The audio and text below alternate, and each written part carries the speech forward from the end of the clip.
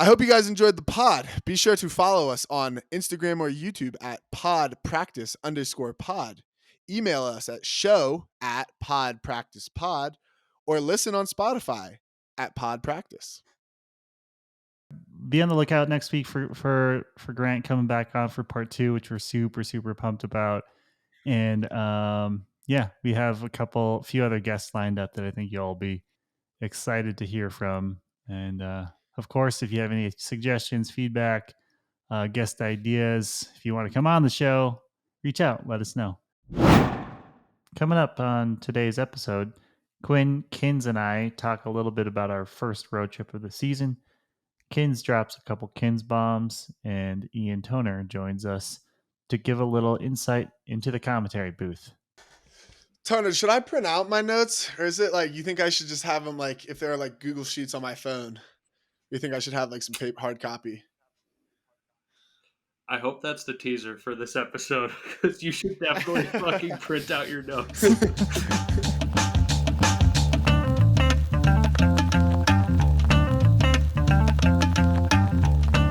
So Quinn, first weekend after a long off season. True. What comes to mind? What are your primary thoughts? Top of brain, being the critical person I am myself, quite frustrated with the O-line result that we got. We obviously played great D, but I'll contribute it to just not knowing each other that well, new O-line. But yeah, on that point, gives us a lot of room to grow chemistry-wise and get to know each other. So just like getting a road trip out of the way early and hanging out with people and getting that valuable like bonding time is super, super great. I was in a room with Noah Kuhlman this weekend and got to know him a lot better. And it's just super invaluable, those times that you spend on, getting up at 3 a.m. to go to the airport to play 2 games and then leaving at 5 a.m. the next on Sunday to come home. So the bonding time on those is amazing. And, it's kind of better on the road trips, right? Oh, it's far better. It's not even close. Yeah, it's so much better. So doing it early. Yeah. Chrysler Pacifica, if anybody wants to look it up. Someone was telling me they were in your guys' van with. It was who was it? Nut was our driver. Quinn was our DJ. Me, Noah, Stat Sam, and I guess Ty it was Wynn. Noah. And Ty, yeah, it was Noah. I guess we got to know Ty really well. Ty's awesome. So for those of you that don't know Ty Wynn, he went to CU, played on our B team, kind of tried out for the A team once maybe, but didn't really. Turns out he's fast as shit, and just super, super funny. He's just a kind of a goofy little guy. We learned that Ty likes to sleep, and he proved it in all angles, positions, and locations. That's funny. He loves to eat, especially breakfast. The dude fucking ate. He ordered 2 meals at every single time. Yeah, it was crazy. Every restaurant we went to, he ordered 2 meals. It was insane. And he ate them all every single time. Saeed told me he went to In-N-Out, got 2 burgers, animal style fries, and a milkshake. Ty did or Saeed did? Saeed. Saeed also told me that his playing goes to shit when he's 6 pounds over his playing weight, which is like I don't know. He said if he's 6 pounds lighter or 6 pounds heavier, it like determines his entire game. And I'm just like, you're the biggest head case I've ever met. Yeah. Dude, try living with him, bro. It's kind of like it's almost like body dysmorphia or something. There's like something there. He stresses about that a lot. Maybe he'll listen to this. I don't know why, but he sent me a text, just a screenshot of his recovery Saturday morning. 91%, which is like sick, but I don't know why he sent it to me.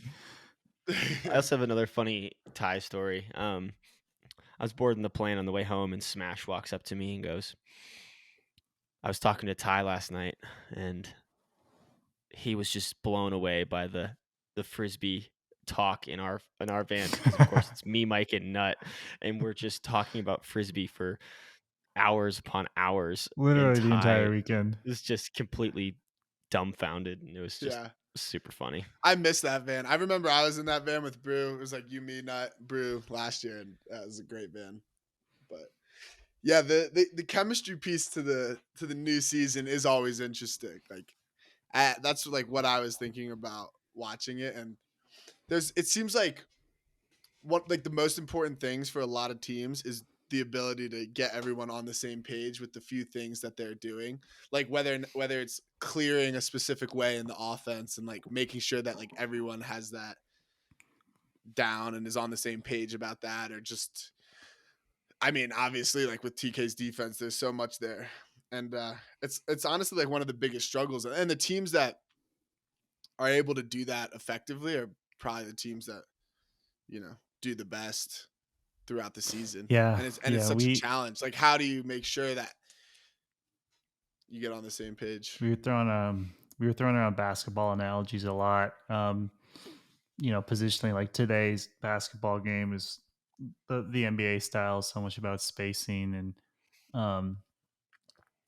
pieces fitting together, like having enough space to drive to attack the basket. And our O line this past weekend was we're missing pieces with the college guys, Kins with you not being there, so it's almost like we were playing with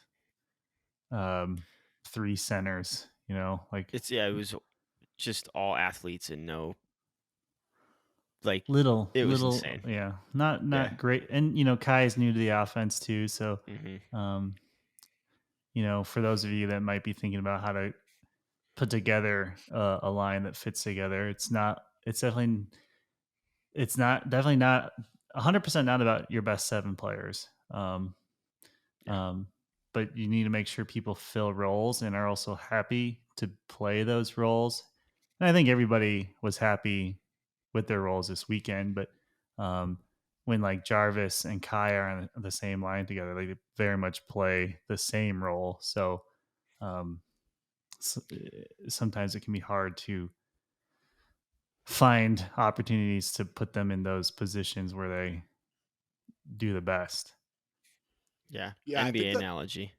It was like we had 7 Ja Morants out there, like all just great scorers. No, but you had Nut. But yeah, sure. Okay, sure. We had 5, Nut and Sam, but we had like 5 Ja Yeah. Morants, like all great scorers, all bucket getters, but no in between. Nobody's giving him the ball. Like, it was just like Ja Morant driving the hoop and jumping from the free throw line and injuring himself every single time he drives. That's what it felt like. Well, really, I think it was like you were the only one out of the 7 who I would consider like a true hybrid. Perhaps potentially Jay as well, but just it was lacking some of the hybrid nature that can make an O line so dangerous, because people that can do both, go deep, throw deep, are very difficult. So I think that was one thing for sure. But yeah, D-line. the balancing the line is something interesting about on the D lines too, Mikey, because I think a lot of teams do that incorrectly potentially, and which is just put their best. You pick your O line, you have your O line, and then you put the next best 7 players on the defense. And I know like that's something I thought about with our teams in the past, just because there's definitely room for spreading out different players who are going to get the ball a lot and do a lot, especially after the turn, but also in terms of like how they play defense as well, and making sure that they're like, just because individually these 7 players are the best, they may not work together the most effectively on a line. And I think that's something coaches could, it's hard though. And it takes a lot of trial and error. Honestly, I think it takes like putting some people out there, seeing how it works, moving a couple pieces around until you get a good fit. Yeah, and you're specifically talking about while they're playing defense too, like not just after they get the turn. Right, because some people, maybe it's it's a benefit to have someone who maybe plays really heads up on a D line, or you have a couple people that play really heads up and you have one of those people. But if you have everyone who likes to play really heads up, then there might be too much of that, and people, or even vice versa, like maybe you put 6 people who are really heads up, good at switching, and then there's one person that likes to play really tight. And the 6 people can work really well and switch, hand off, pass people off, and then this one person just isn't, Yeah. as heads up. So I Yeah, think when like, Machines D So was really good in 2019, I think it was. yeah, They apparently had a line of people that they called rule breakers, and they could I would play love poachy, that. switchy, That's my much line, different dude. style. Yeah, that I was I mean, could, on actually, here. I in just won't even move, dude. I won't even in move. The whole in point. past years, Kins, like maybe one of your weaknesses was trying to help deep too much. It's still not even past years. I Yeah, still like that's the balance I'm trying to find. Oh yeah. yeah, Because I literally was thinking about this last night actually, because I was doing it a little bit the other day where I hate giving teams like free scores to a fault. So like it works very successfully. Like when I'm playing mini, especially when it's not like super high level mini, but even like it's like relatively high level mini. But I relentlessly like help off my person to ensure that there is not a deep goal going to be scored, which is effective sometimes because a lot of times, especially like when it's new teams playing mini together, like when it's so hard to play defense, they'll just get scored on so easily. Whereas like I'd much rather have them try to work it, especially in mini. Once you get to the end zone, it's so much harder because there's so little space. Like I'd way rather have them work it up, throw more passes, and like give ourselves more chances to get the D. But I am still working on the balance of taking away the under more and being okay. Like I think that's something like that makes Spicer such a good defender. Like he isn't going to beat himself up if occasionally he gets beat deep yeah. because he also gets a lot of them. One thing we And talked about, this was, yeah, sorry to interrupt, over the weekend was like adjustments from Friday to Saturday, and we talked specifically about Spicer's ability to mirror his matchup's commitment level. Like, Oh, mhm, I actually tape played really well, but I can think of an yeah, instance in the San Diego game where his matchup was cutting deep, and and Tape was hauling ass to cover it, and then his matchup just nice little curl cut beat him on the under. Whereas like Spicer, that almost never happens to Spicer because he sort of mirrors that commitment yeah, level and will yeah, slow down and maintain his relative positioning, especially if like for our scheme, yeah, we just can't get beaten that way. yeah. And that's really Um, like Spicer's ability to assess threats like so quickly. Like he knows yeah, if the threat is real or not. And a hmm lot of the times the cutter will also recognize, like, so if the threat is like a real threat, the cutter's probably going to take off. Spicer also recognized that and he's also going to take off. you Yeah. probably remember an instance from practice on Tuesday too, because Kins, I think you were being guarded by Sandy, and somebody was in the lane cutting deep, and Plow yelled from the sideline to Sandy to not help. Yeah. Mm-hmm. Um, knowing like the context, if that deep isn't a huge threat for whatever reason, it could be wind, condition, weather, or thrower. Like our instinct, like that classic vert stack play, like send the one deep, Mm-hmm. get the 5 defender to help off, and then free that person up for an under. That Totally. the depth is often so deep at that point, like there's not even a point in helping, and you're just giving hmm away a free cut. So something to think about as defenders Yeah. out there.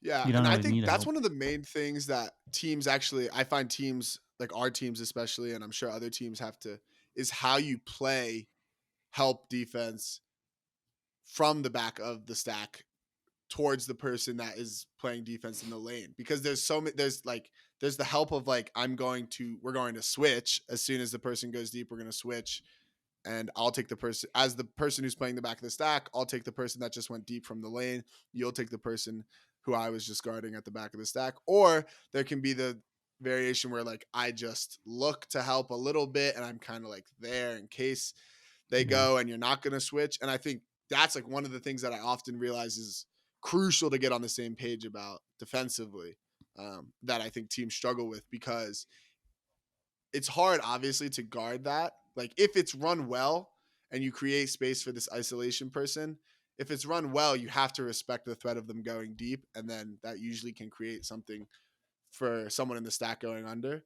But it's so common at this point that defenses really should be able to scheme up ways to take away more. There's that other instance. The three of us have watched the Pony versus Ring WUCC final a lot, and Pony, you'll see them orbit under a lot and not really ever help deep. And a lot of what Ring is trying to do is open up those unders. Right. And it's so scripted now. It's so obvious. Yeah.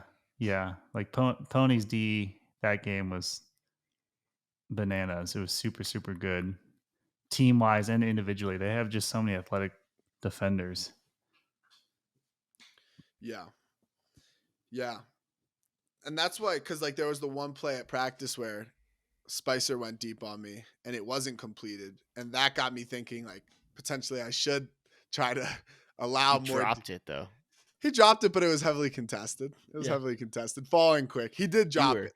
He should have caught it. Dead tired. I'd never see you so tired. After that, I was so tired, man. I was gonna call timeout, but it was dark. It was getting dark, so I didn't want to. But holy moly, I was tired. So was Spice, dude. We were huffing and puffing a little bit. But yeah, like and TK's defense has definitely got me thinking about it too. But that is something I'm still working on. Is I guess being okay with giving up a deep every once in a while. But I always feel like whenever people throw a deep against me, it's a perfect throw. That's just how I feel. Like it's always completed. No, I don't know, but I do need to. Everything is a balance, and figuring out the balance of contesting the unders is a difficult one because I hate giving up free deeps. Like that's my least favorite thing ever. I'd way rather like make them throw unders and take a chance with them having to complete more passes. But there is that level of needing to. Yeah, one thing that that Nut talks a lot about in TK as well is the difference between positional defense and commitment defense. Gosh, I'm going to be embarrassed the next time I see them if I'm getting these words wrong. But the idea being like we generally if we're trying to protect a certain space like the under space, you can just position underneath physically to stop it, but you can also play back shoulder and physical and just commit super hard to that space. And I really like the way Nut explains this, because if you're heavily committed to stopping the under while positioned back shoulder on top of that matchup, and you get beat, if they juke you out and beat you deep, it's very clear to your help defenders that you need help. Whereas if you just are positionally, if you're positioned under that person and you get beat deep, it's just less clear because it's like, is Quinn okay here? Is he baiting this? Do I need to go? I like that a lot. I will defer to both of them in terms of when we want to do either of those things, but that really clicked with me when Nut said that out loud.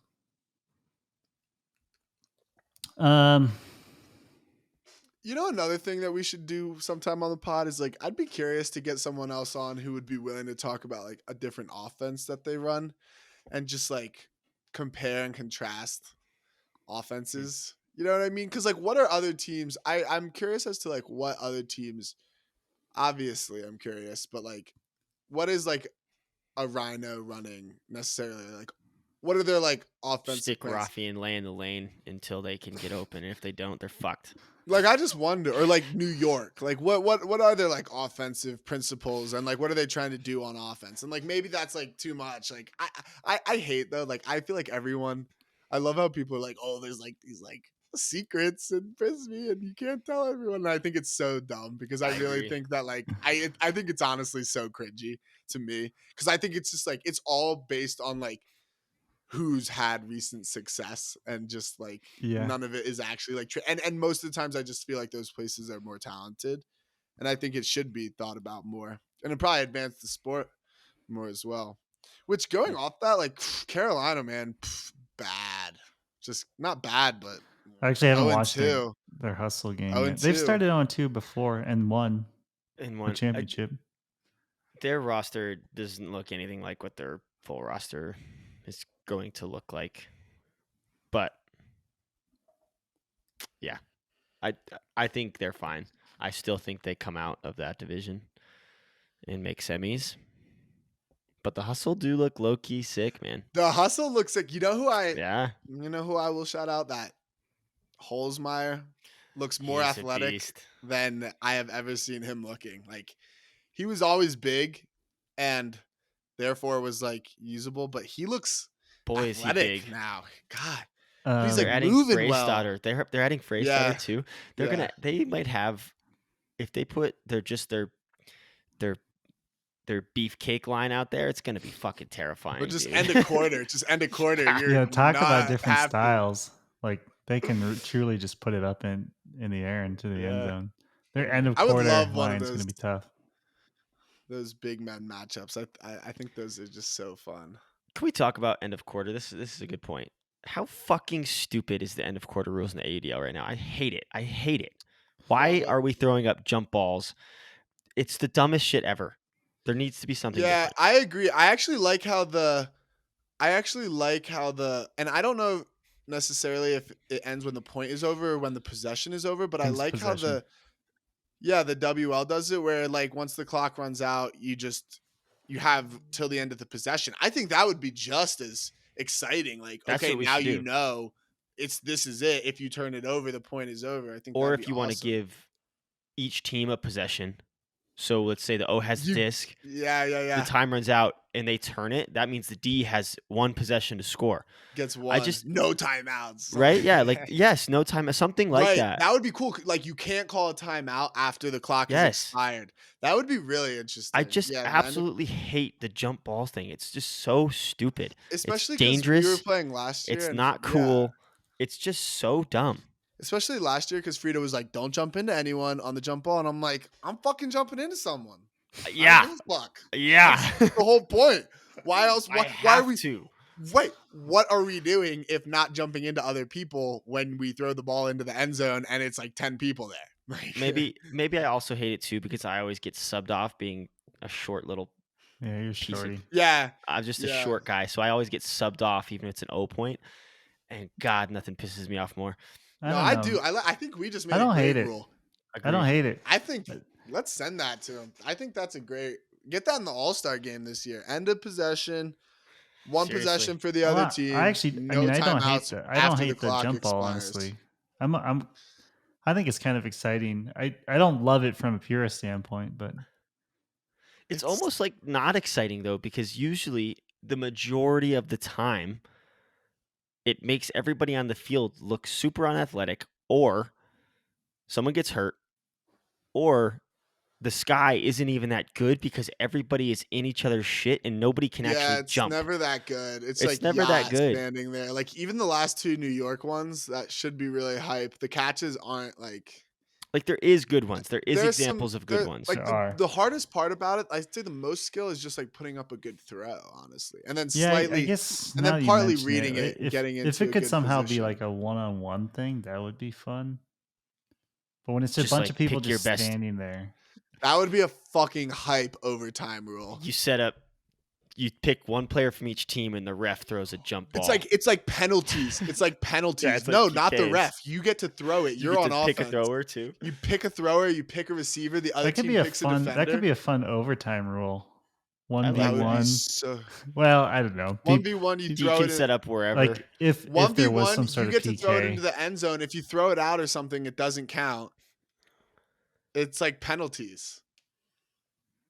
Yeah. Speaking of new rules, there's probably an idea there. Speaking of new rules, how do we feel about the brick mark pull rule? I think it's fine. I have to ask you guys. I mean, I don't like roller pulls in general. Yeah, but people are still doing it. It's even easier now. Yeah, I don't like that. I don't like. What's the point of? I just don't like the non-skill of like, let's just rip it a roller that goes out the line and being I rewarded think it for just it. makes it harder for the offense, which I kind It of does. like. I like that it makes it harder for the offense, but I think the goal of the rule was to try to cut down on the rollers because rollers are stupid to watch. Nobody wants to watch that. But I almost think it made it easier.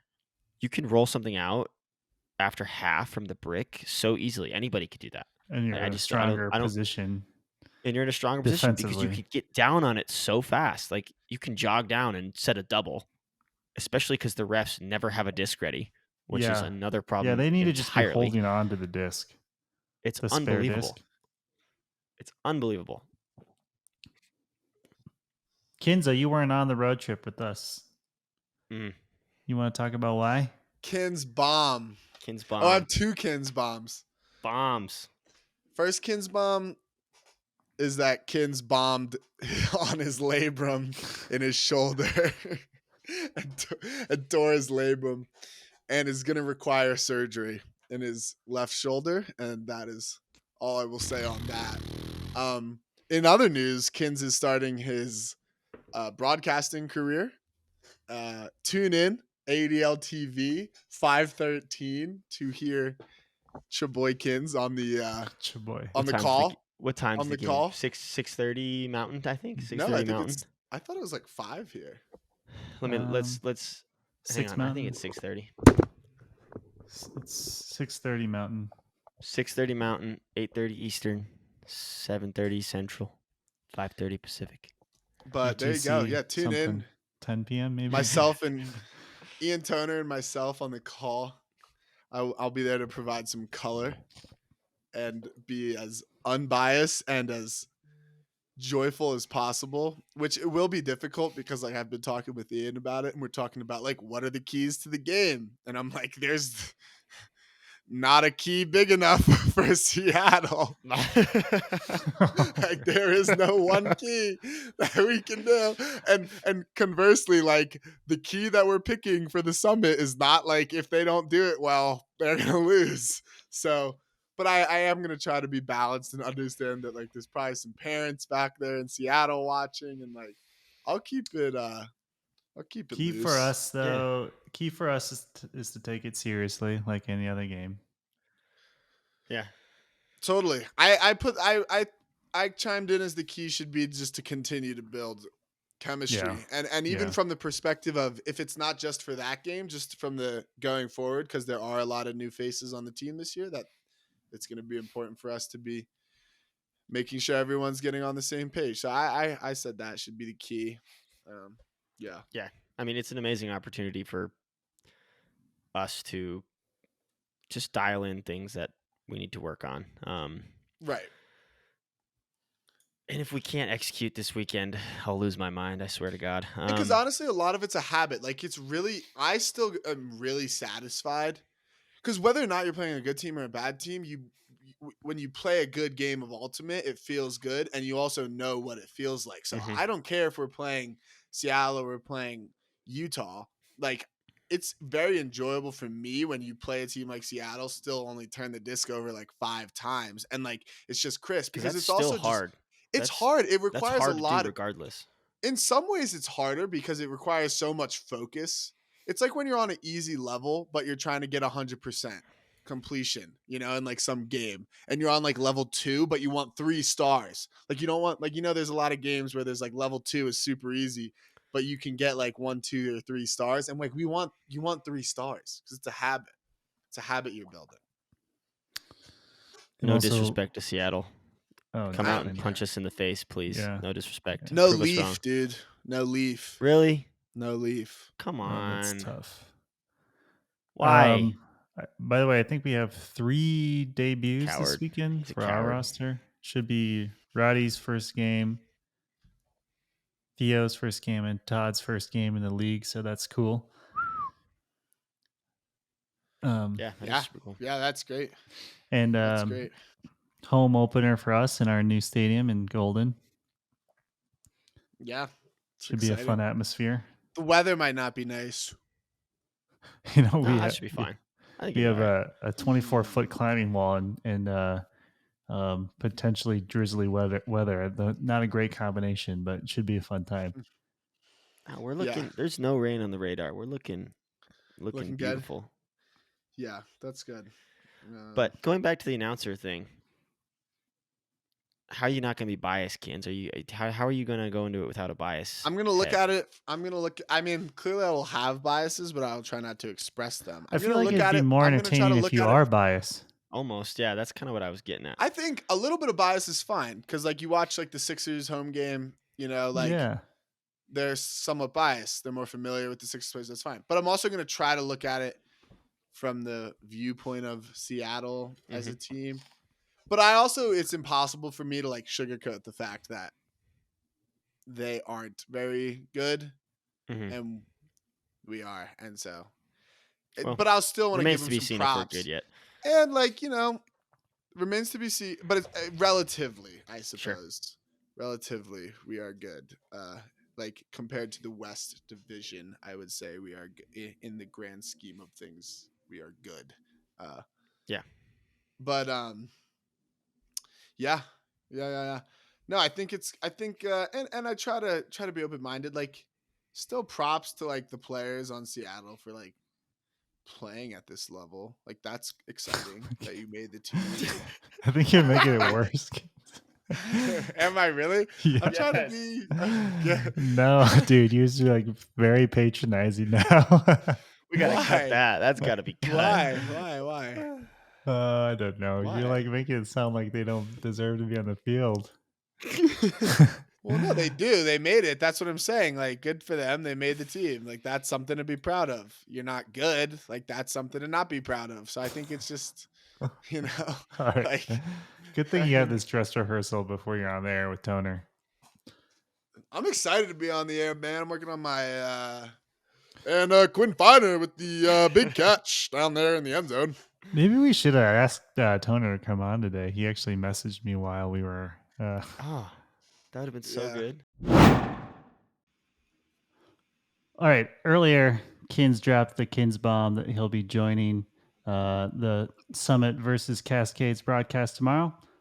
So who better than the voice of Ultimate number 2 himself, Ian Toner, to join us and give us a little preview of what having Kins in the booth might be like.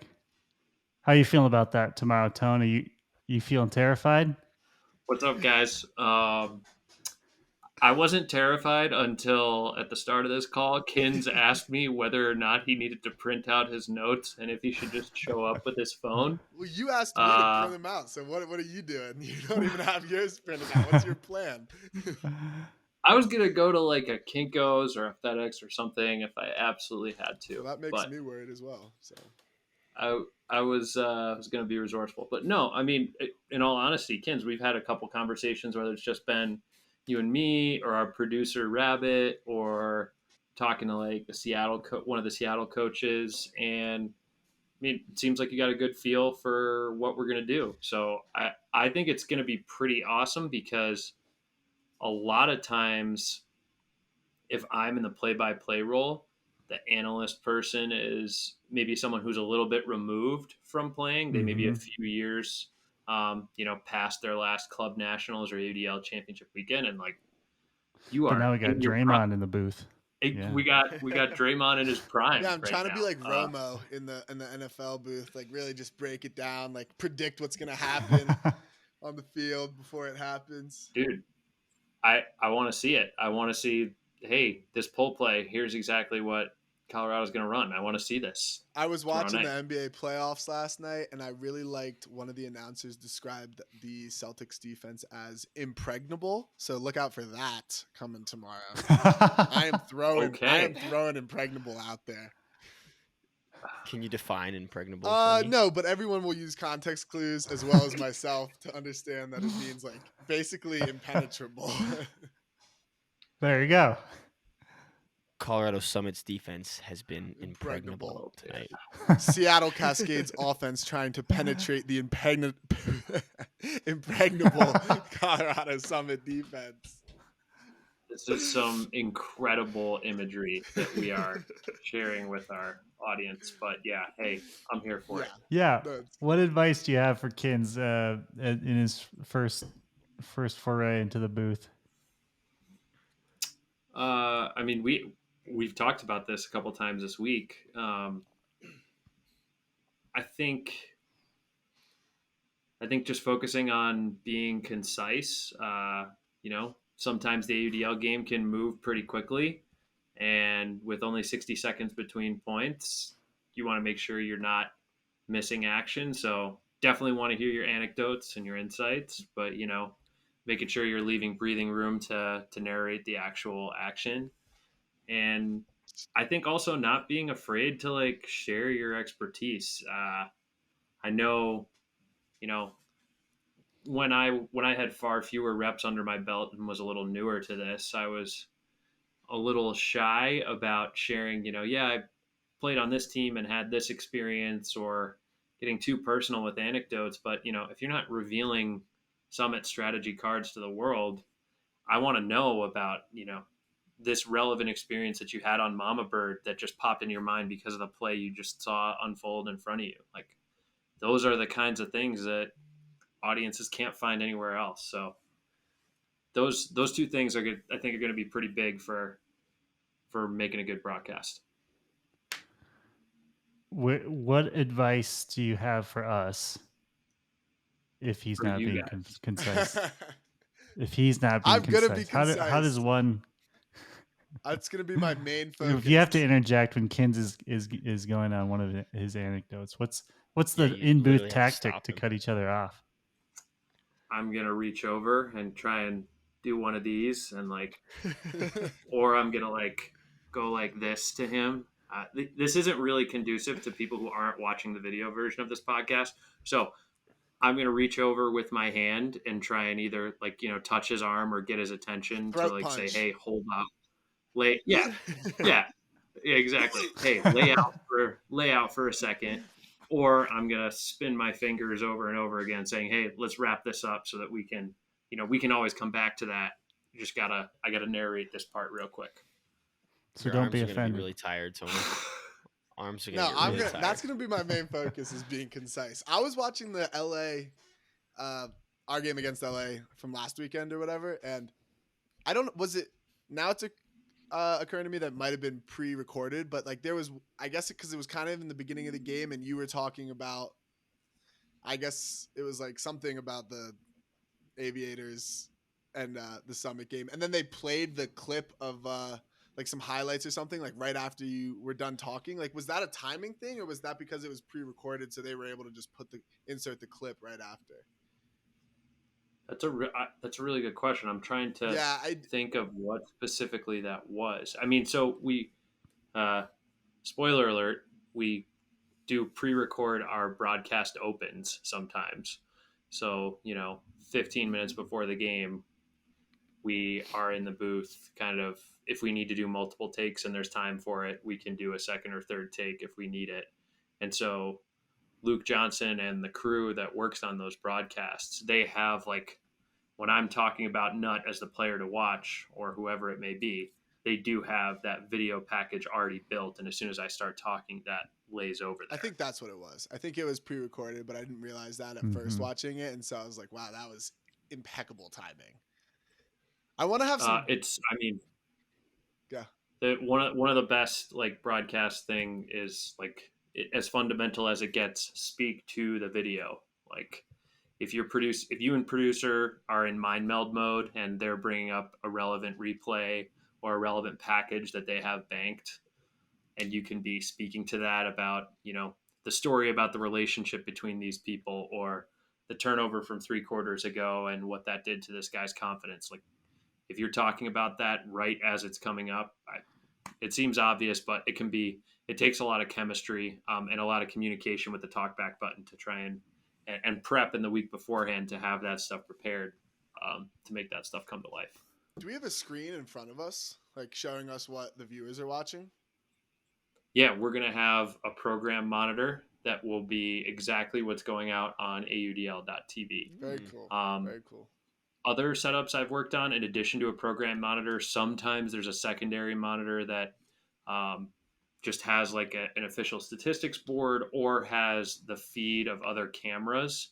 But that's more common, like only in the production truck or in the production kind of the Yeah. director and producers area, uh, as opposed to the people Who's hosting. your favorite to record? Not who's like versus Ultiworld, AUDL, ESPN, any other broadcasting company you've worked with?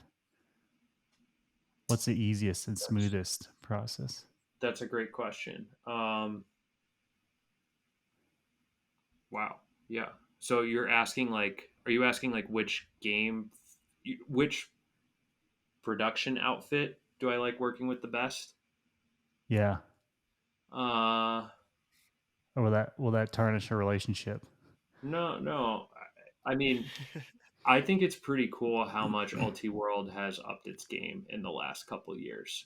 Um, how much Charlie has been able to boost the production quality. Charlie and Aiden, I should say, um, have been able to boost the production quality for the number of games that they work every single weekend. The number of cameras, like the actual expensive equipment that they're able to get on each field, and the number of competent camera ops that they're able to recruit to work each of the events.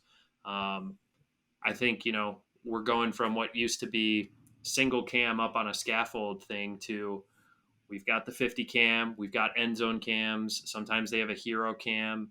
Uh, they also have the drone that's been going over the fields and stuff. And they have dedicated producers, people like Lindsay Sue and Ryan McHugh and other people who kind of know producer directors who kind of know what they're doing in switching between cameras, Mm-hmm. bringing up the stats graphic at a relevant time. Um, do they have as sophisticated equipment and an extensive crew and support element as somebody like CVM Productions does? That's who the subcontractor is for the ESPN USAU broadcasts.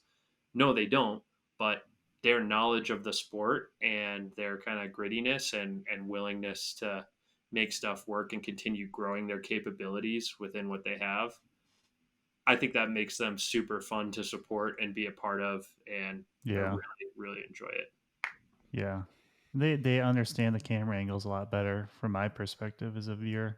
For sure. And I mean, to be sure, also, Luke Johnson and however you want to characterize it, in-house at AUDL or his Fulcrum work. I mean, you could argue he's got ultimate producing directing knowledge that's second to none.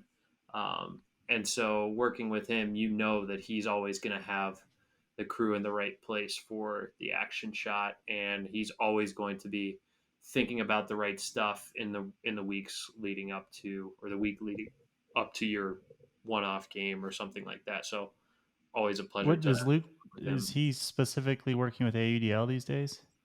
Yeah, he's in-house director of production for AUDL.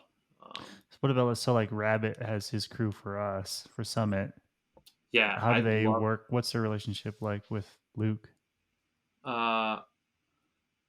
So I think Rabbit's relationship is kind of like a director of media and broadcasting or production directly with the Summit.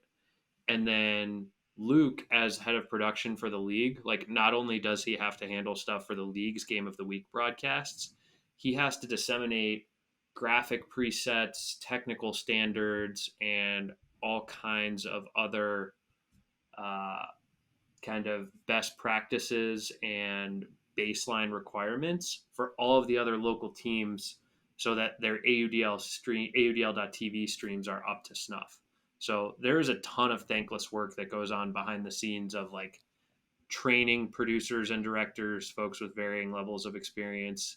And honestly, like you'll experience this weekend, Kins. Like we're extremely spoiled to have someone with Rabbit's level of expertise working our games because, local, smaller budget games, sometimes you just run into folks who have less experience or less capability. But I mean, Rabbit just I'm not going to say he pulls rabbits out of hats. That would be lame. But he He did runs it.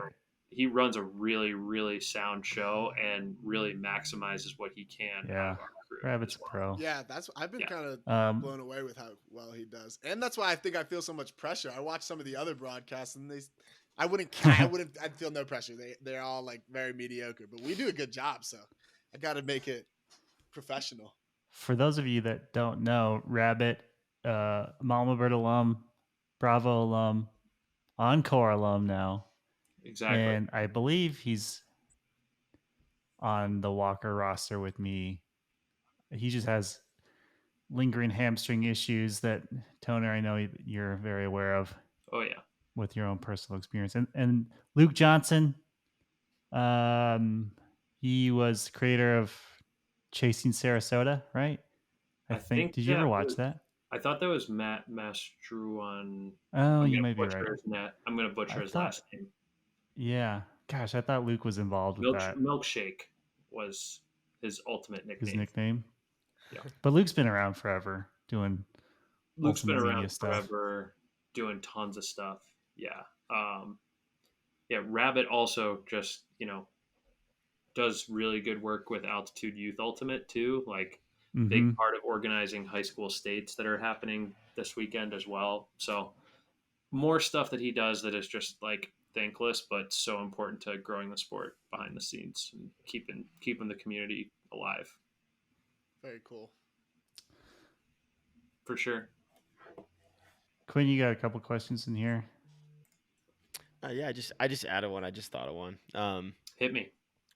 Speaking of the Alti World streams, so during the national final, yeah, somebody uploaded like it to Vimeo or whatever, and it's like kind of raw footage, but when the feed goes dark, you can still hear you guys talking. Have you seen this? God. Oh yeah, these are fun. Oh my God. You haven't seen this? No.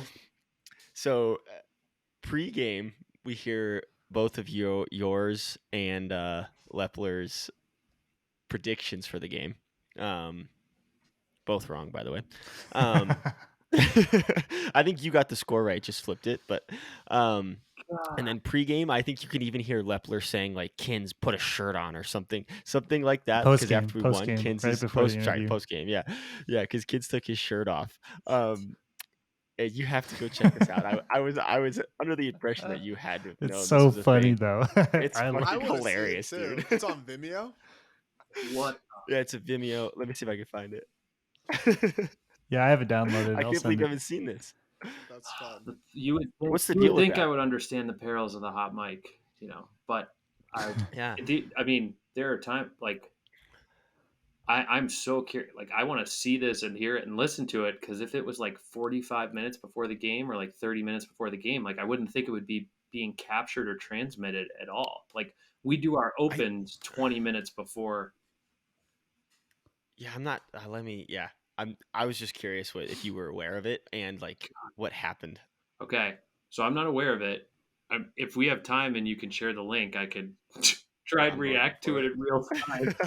Oh, I can grab the link. I have their Vimeo is I've got bookmarked. it. You got it? I can put it in the chat. Yeah. While you're pulling that up, though, We'll put it in the link of our description of our video. Oh my God. yeah. Who are your favorite broadcast partners? Who are like the best to work with? Okay, so I mean, no secret, I do a ton with Evan, and I feel like I've learned an absolute crap ton from him, and I don't profess to be like real professional by any means. I certainly aspire to be, but if I am a fraction of that, it's because Evan's been willing to give me critiques and also willing to work with me and prepare with me and all that stuff. So I just endlessly grateful. I think he's super fun to work with, and he kind of sets the standard for preparation. Just when I think, oh yeah, my chart's looking pretty good, I've pulled out some good nuggets, it's like, yeah, he has that, and 50% more that he's done his homework on and dug stuff up on. You got to share one of those with me. I want to see Evan's charts. if you got one. I'll dig one of them up. I mean, at the same time, some of those sheets are also like a little bit like not full on proprietary information, but it's stuff that he or any Yeah, like broadcaster is super hard on. Sometimes there are anecdotes that players have shared with him in confidence that right. he keeps notes on for background information. Like Interesting. nothing Quinn as and damning Kins, as whatever this Vimeo you link wouldn't, I'm about to click is, but you guys wouldn't want to know the shit I say about you in these pre-production meetings. oh my god, yeah. Oh, you should have heard. You should have heard me talking to TK Nothing can hurt at me. 11 today.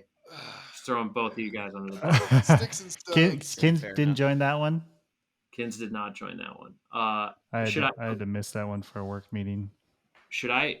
Yeah, like Should should we I- share it? Should we share the screen? Will people be able to hear the Vimeo and stuff? Yeah, I'll try. We've tried to I do think this it before. starts at. So I think it's at like 3:30. I'm pretty sure, because it's like post your guys' intro, and then Alright. like 3:30. I think it starts. Dude, Evan. For the listeners, I'm trying to Yeah. share my screen a little bit Yeah, here. get that shit. We'll try to clip this in a little bit Oh better. my god! So I have this file. I didn't realize it was baked into this. I know I've seen this file. I didn't know it was baked into here. Baked in, Yeah, baby. man. Can you hear the audio? Yes, I Yeah. can. Oh, I'm here's going to talk Anticipation. about how history doesn't always repeat itself. This is Just talk Megan about what on Talkback talking to producer happened at Dave- Nationals Dave that makes Bassett. Joe Durst think that Bravo is arriving at a moment where they can beat Truck Stop. So that's her telling Dave what the opening sideline hit is going to be. So like Evan can say, "We welcome in the third member of our broadcast crew, Megan Tormey." Down and Yeah. I want to know what David's saying. yeah, it's weird. Can you still hear him? It's like it cuts. It's a in. prediction. Prediction. Were you too close to Here we it? go. Truck 1411. I was thinking truck 1511. Oh, Lepler got it right, but reversed. Yep. That's funny. Wow. Wait, is there more? Is there more damning stuff coming? I think that's it. I think near the end,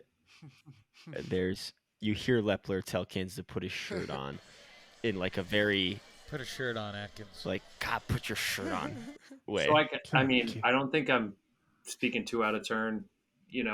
I don't think that was like a personal Evan problem with Kin's thing. I think it was like No.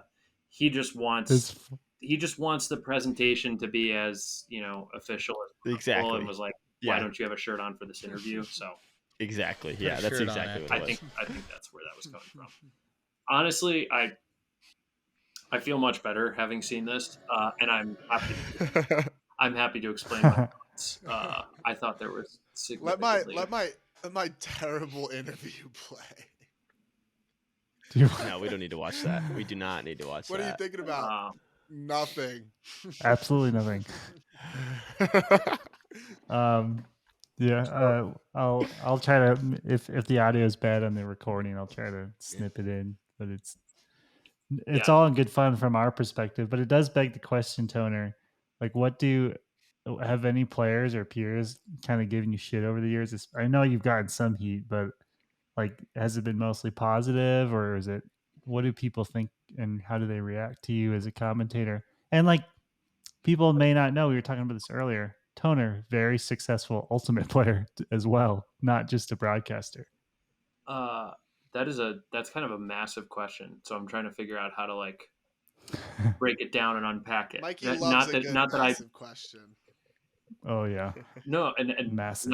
not that I don't want to answer it, or that it's absolutely a good thing to ask. So I guess you're asking about feedback I've gotten, either positive or negative, from peers or people I don't know. Was that the first part of that? Yeah. And is it generally positive or negative or neutral? It's really hard to know. I mean, like, people I have some kind of relationship with, most people at least say some kind of general nice thing about how they appreciate, the time I put into it, or, hey, my mom tuned in and she liked that you explained this. So it's really nice when people say that. I mean, we also all know Ultimate Social Media. I've had my fair share of screw ups on on live TV. And I've had people, fair share of like direct mentions and subtweets and stuff like that saying that I had intent when I was messing up. So, uh, which is silly. I mean, this could be this could be a huge discussion. Yeah. How far you want to go into it, Deep, the farthest. What were some of the most prominent negative feedbacks? Like, what were some of your biggest slip ups? Yeah, I did a pretty bad job in one of the 2019 women's semi at college championships. It was UNC versus Dartmouth. I had done some play-by-play by myself on Ulti-World streams. That was the first time I was ever doing play-by-play on an ESPN game. And we had an idea of, but we didn't know the matchup until an hour beforehand. And there were multiple times in the broadcast where I misgendered and misidentified Jack Verjou. And the interesting thing about that is, like, I had called a number of Jack's games in the years before. And so I think some of my patterns were kind of sticking there. But I had also had explicit conversations in the weeks leading up to it about, with Evan, with Megan, with our producer, and with the folks at USAU about, like, hey, we saw the statement that Jack put out. Just want to make sure we're all on the same page about the best way to identify Jack going forward. And I was fully prepared to use they, them. And in the heat of the moment and execution, I completely failed multiple times. There were people who tried to, like, remind me nicely in the moment. There were also people who just full on gave me the cold shoulder, both in person and digitally after that. And so that was, that's probably the biggest one. I felt pretty bad about it, and tried to express my regret and apology in the appropriate personal avenue, going after that. And I'd like to think I haven't erred in that way since then, but Kins, to answer your question, that's probably like the biggest one. Damn. Yeah, that's a tough one. Yeah, especially I think in 2019. Well, at least to me, it was relatively new to start using different pronouns, and I still struggle with it today. And usually I mess it up and then correct myself. And I'm fortunately, like, most people are receptive to just like the effort of it. Totally. Not always, but yeah, it's a tough one. Totally. Especially, I can't imagine being on live. Like, at least I can edit this shit after the fact, which I don't do very much, but yeah.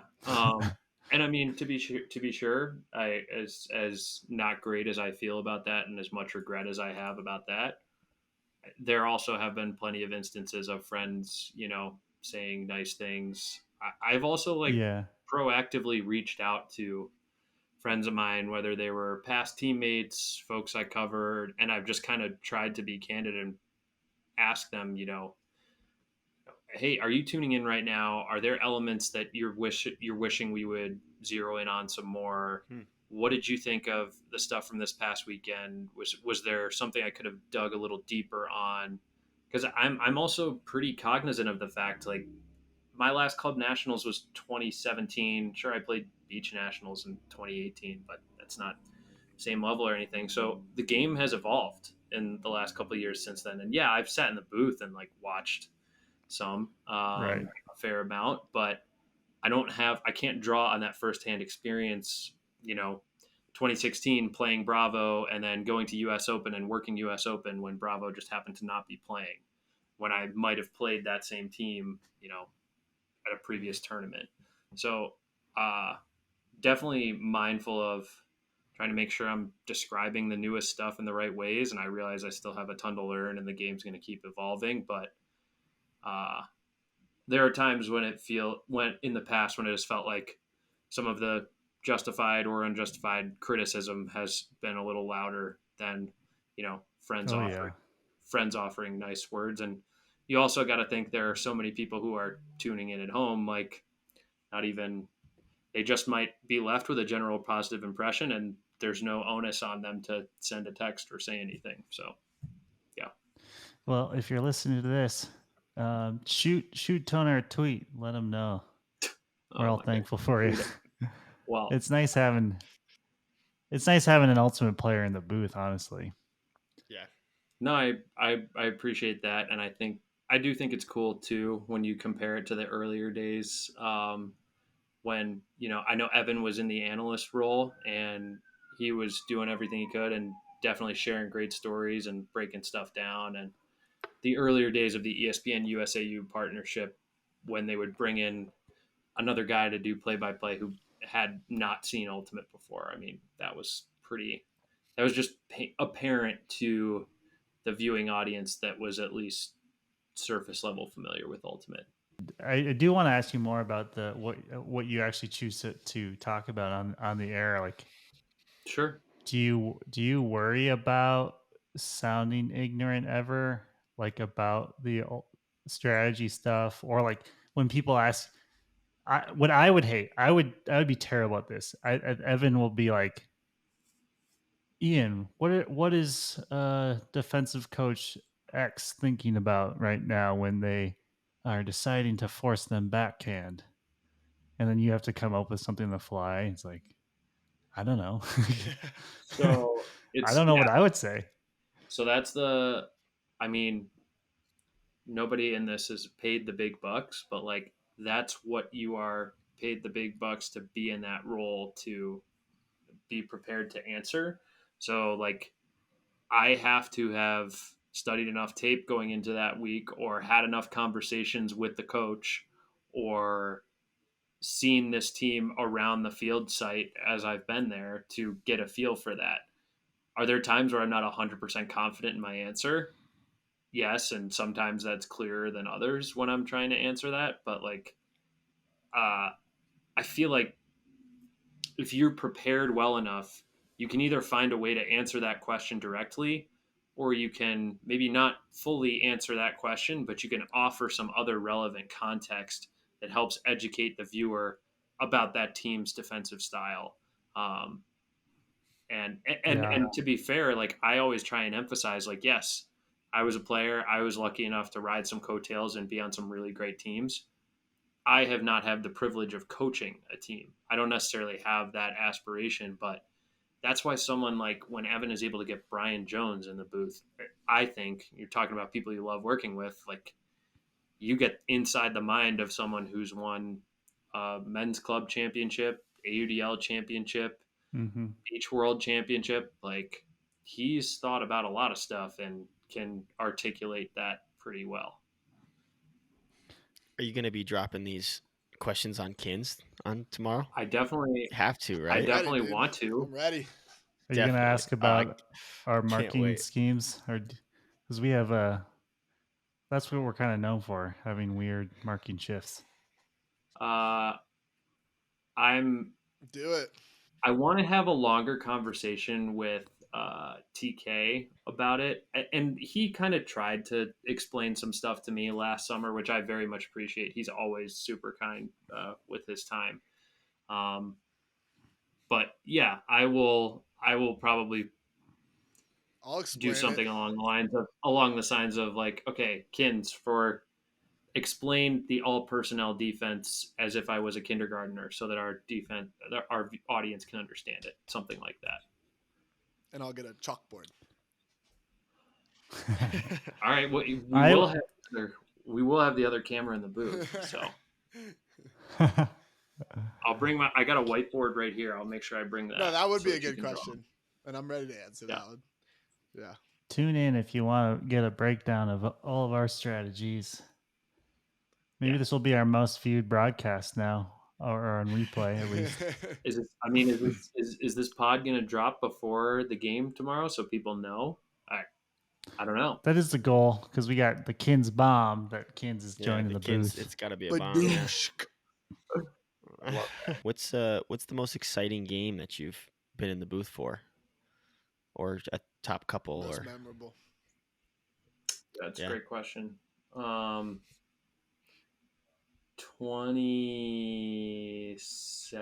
2017 when UNC Dub came back on UNC, North Carolina. and Yeah. Jack Williams game? Jack threw the game winner to Hennighausen. I mean, that was pretty electric. Sick. I'm trying to think of games that I've like been in the booth for and not like been on the sideline or been helping out on some. By the way, other- that was the year that's John Stubbs won the Callahan, right? Yes. yes, For basically for Yes. his 2016 season. yeah, And unfortunately, that was Yes. Jack's last year. Jack, in my mind, was the best player in the world. Well, at least in college at that point. He should have won, in my opinion, that year. And he proved it that game. Yes. and I mean 2016 Nationals had some great games too, like Harvard UNC. I mean, Gooch was super young. I think UNC still had like Aaron Warschauer. Harvard was the Yeah. Stubbs and Vandenberg show. Uh, that was pretty entertaining. I mean, working the Pony Revolver final that Pony won, and the Ring 2018. Pony final that Ring won. I mean, That was a good one.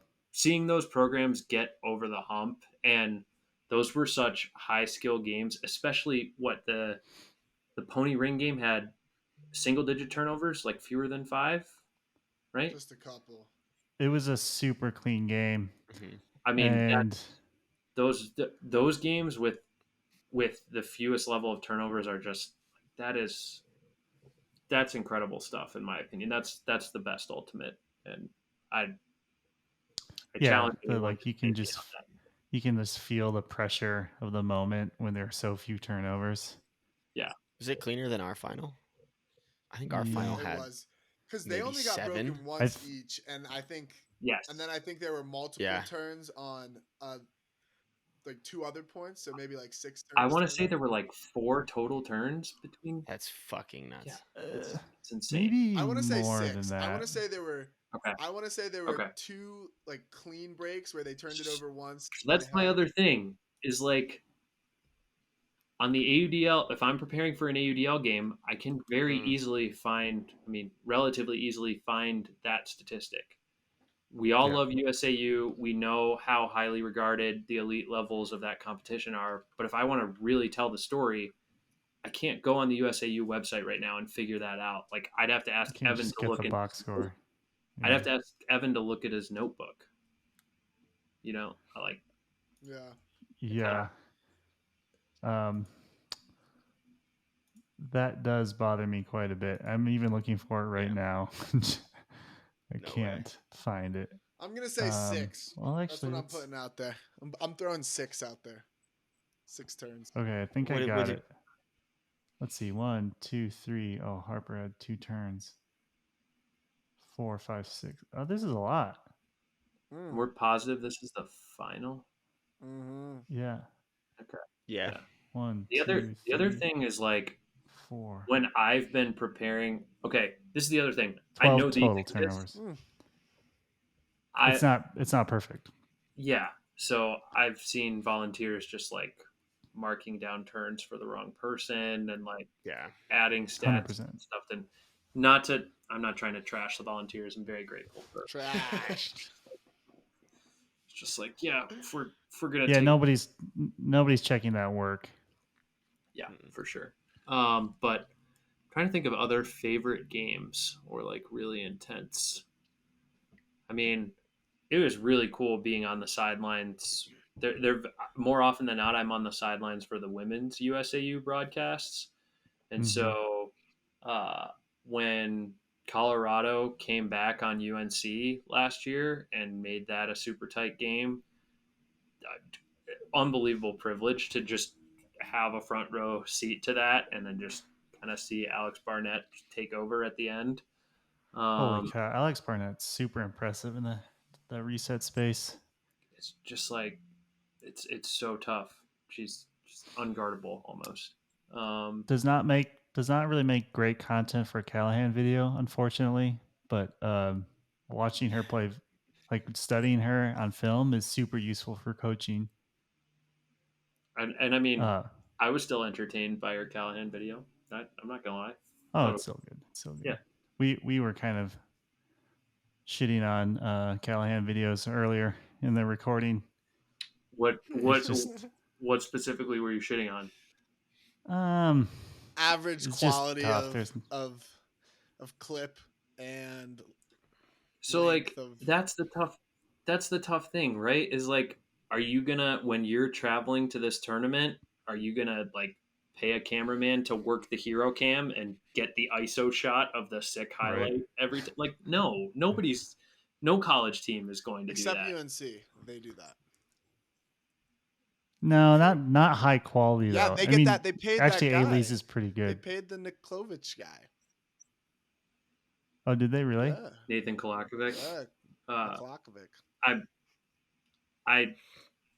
I don't fault any teams for not having that footage, and I totally get you from like the casual viewer perspective. It only really pops when you've got the hero cam shots, but I'm not going to ask these college teams who are probably scrounging dues money to be like, yeah, let's pay this other videographer $1,000 to. No, yeah, it's tough. If you could have high quality footage and it was sort of equal across the board, what do you think about non-college plays being on someone's Callahan video?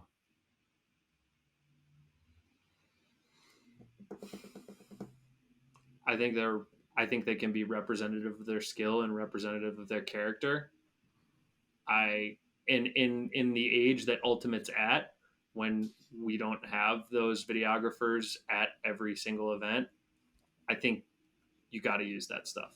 That's what I feel.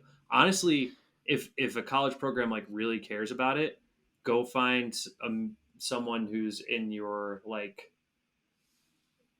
university's like film studies or video production stuff, and like try and work out some kind of like internship or make it beneficial for them to be like, hey, will you be available for these 3 tournament weekends?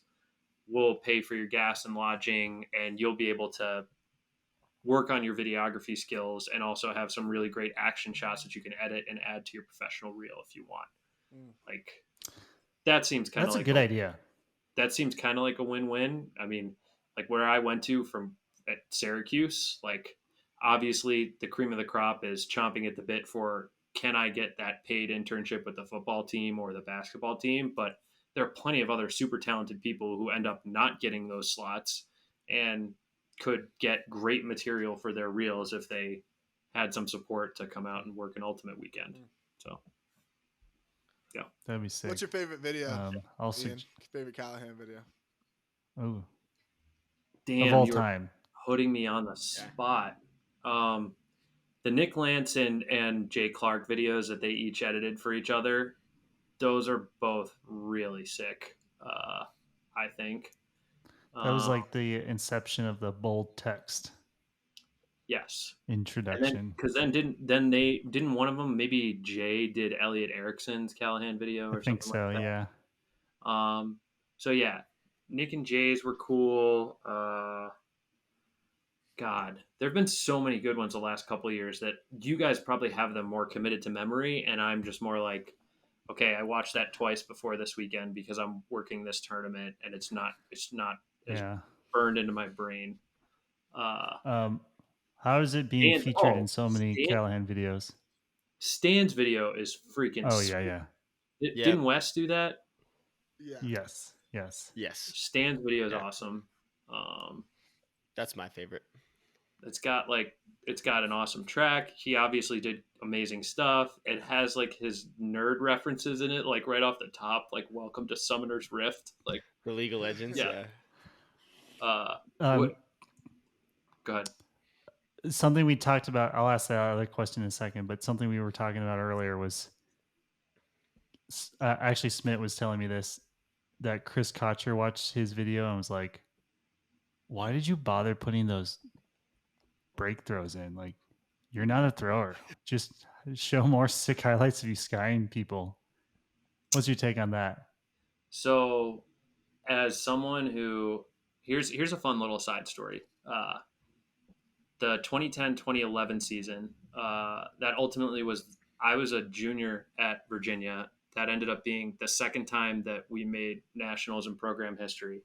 The first time we did was 08-09. I was on the B team as a freshman, but I was like head over heels obsessed with frisbee. Like first 2 years of undergrad, like I watched I Bleed Black. I watched the UCSB documentary. I watched the Yep. Wisconsin Hodags blueprint thing. Blueprint. Yeah. So I like bought a camera the summer before my junior year and was like, we're going to bring this thing freaking everywhere and I'm going to make a documentary. And I was way too ambitious and did not realize how much of an undertaking that was. Yeah. I will say we did tape like every practice and every game, and we would come back to the frisbee house where 12 of us lived and be like, yeah, we're going to watch footage. And there were absolutely Monday afternoons where we were like, yeah, a couple of us are going to skip class and we're just going to watch tape from the tournament this past weekend and figure out what we need to work on at practice on Tuesday, which I I'm not love that. super proud of, but we did it. No, I am. But that was also No, when yeah, me like too. Ultimate Video stuff was still in its infancy and it wasn't like the norm to have Ulti World putting out 20 games a weekend or something. So I still have all of the stuff on, various external hard drives. I haven't done any like documentary editing of any sort, but everyone was super great in helping out to film stuff, taking stuff to team meetings and whatnot. What I did do was before nationals, I put out like a highlight reel of our season, and I think of our regionals performance, and I had to go through everything. And honestly, the most time consuming part of that is just footage logging and finding a way to categorize like this is an exceptional highlight worth including, and within that, how do you categorize the video even more? This is a great defensive block. This is a great offensive throw. This is a great celebration spike. Yeah. Like figuring out your So organization. what I do now, Yeah. as I would just watch film, I tag stuff like that because I watch film just to watch film. So it's kind of a triple whammy. You got your system down. I was in my infancy. So like I came across those questions and there were times where I was just like, yeah, okay, the song I still have like 30 seconds left. I think I need to throw in like a sick break throw here or something like that. Yeah. Like I Yeah, realized but maybe just shorten the video, you know? yeah, how do you do that when you've been timing I everything don't know. to the changes of the beat? I don't. I was clearly dicking around in college with video editing, so. So I know I need to let Quinn go here in a second, but I want to ask you at least one more question, Tone, and so you at this point you and Evan are probably the two most featured voices in Callahan videos. Have you ever thought about that? And how often do you watch the video and you're like, oh, that's me? So yeah, okay. Now that you say that, that makes total sense. I'm just like thinking about, okay, yeah, if I've been doing college games since like 2016 and it's now 2023, like yeah, that checks out. How do I feel? So I remember watching some and being like, dude, Ian, come on, you could have like expressed that in like 10 fewer words, or like, Ian, come on, you could have shown like a lot more emphasis or energy when you were sharing that anecdote or describing that player. Obviously, the end goal wasn't, hey, I need to get this in someone's Callahan video, but I always have to remind myself to be bringing the energy on the broadcast. I think it's very easy for me to just kind of fall into low energy mode. So I kind of keep that as a personal reminder, and it's definitely something I still work on. I think it's cool. I as long as I'm, what I'm saying is accurate and I've done a little homework on the person, I feel like pretty special to Yeah, me. I feel like it's usually like after someone does something epic and you're like hyping them up. Every once in a while, it's probably you or Evan saying something contradictory, and then they like make a sick play to like prove you wrong. I want to say a couple of years ago, like Washington did like a reel. I was like on an Ulti-World podcast and talked about how they had a bad press day and stuff looked terrible. Oh And I yeah. put out a highlight reel of them like crushing at regionals in advance of nationals, or it might have been somebody's Callahan video. I don't remember. And then it was just like me shitting verbally in the audio track and then crushing visually on the video track. I mean, That's funny. well done on the editing part, but I mean, that's gonna happen. So yeah, it's cool. I Well- think it's a privilege. So Yeah. I always enjoy hearing your voice on people's Callahan videos. thanks, man. All right, Tone. Thanks for joining us last minute this week. Good luck in the booth tomorrow, handling our guy Kins here. Hopefully he isn't too much of a problem. It's gonna be epic, Mikey. You're getting. It's gonna be You're sick. getting. I'm gonna talk badly about the coaching decisions of the Colorado Summit in the game tomorrow. That's for sure. I'm gonna be questioning some decisions of the offense. Definitely. I probably deserve that. Thanks a bunch for having me. Always a pleasure. Always happy to hop back on. Keep doing what you're doing, and yeah, see you boys soon. Thanks, Toner. Thanks. Peace out. See ya. Bye.